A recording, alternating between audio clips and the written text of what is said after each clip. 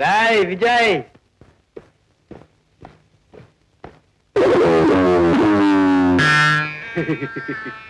ఏమిట్రా ఇన్ని దారుణాలు ఇన్ని హత్యలు చేసిన వాళ్ళను ఉరి తీయకుండా జైలు శిక్ష వేశారేమిటని ఏడుస్తున్నారా?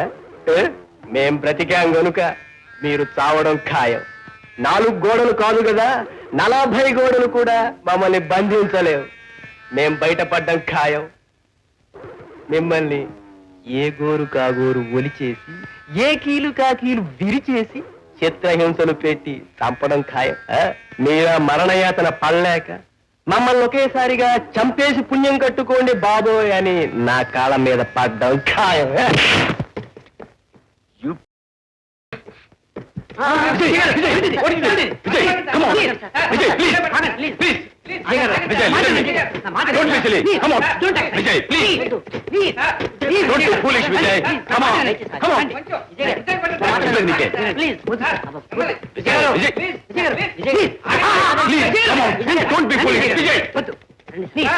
Please.